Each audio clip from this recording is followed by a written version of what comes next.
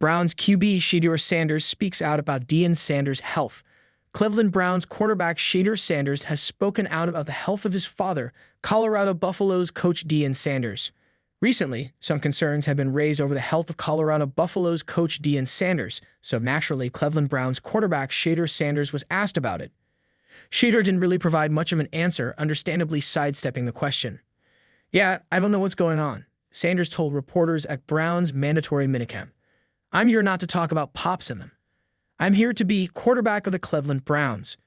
Shedeur's brother, Deion Jr., recently said that the elder Sanders is feeling well in the midst of the Hall of Famer revealing on Asset Samuel's podcast that he had lost 14 pounds. "Yeah, I don't know what's going on," added Shedeur. "I'm here not to talk about pops in them. I'm here to be quarterback of the Cleveland Browns." The Browns selected Sanders in the 5th round of the NFL draft back in April, trading up to land the former Colorado star. Sanders has entered a rather full quarterback room that also includes Joe Flacco, Kenny Pickett, and fellow rookie Dillon Gabriel, whom Cleveland took in round 3. Not surprisingly, most of the attention has been on Sanders, who was widely expected to be a first-round pick, but slipped all the way to day 3, giving the Browns an opportunity to pounce. Whether or not Sanders will be Cleveland's franchise quarterback remains to be seen, but the 23-year-old did throw for 37 touchdowns while completing a nation-best 74% of his passes during his final season at Colorado last year. The general consensus is that one of Flacco or Pickett will win the Browns' starting quarterback job, so we will see if Sanders gets any action at all in 2025.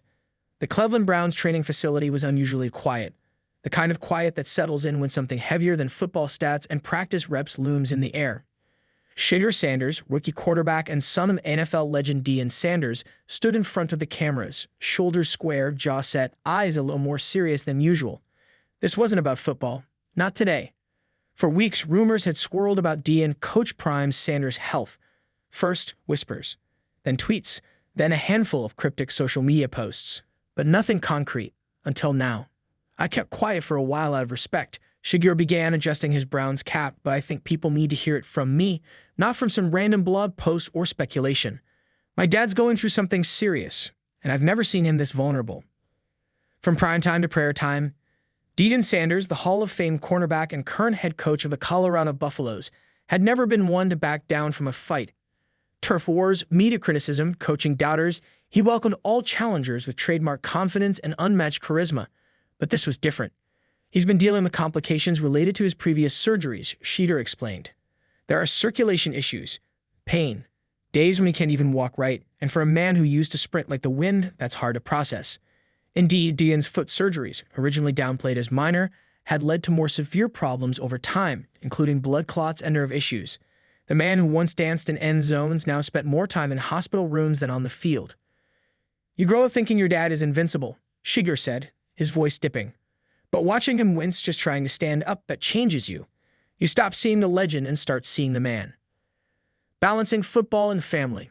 As the Browns' newest quarterback, Shedeur had enough on his plate already, learning a pro-level playbook, facing media pressure, and adjusting to the pace of the NFL, all while carrying the weight of being Deion's son.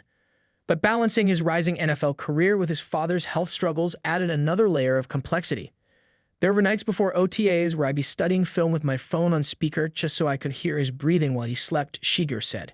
"He'd tell me to focus on football, but my mind was 50-50, half in Cleveland, half in Colorado."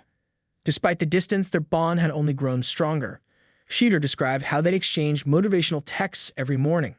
"He'll hit me with something like, 'Attack the day like it owes you money,' and I'll reply, 'Only if you promise to walk at least 500 steps today.'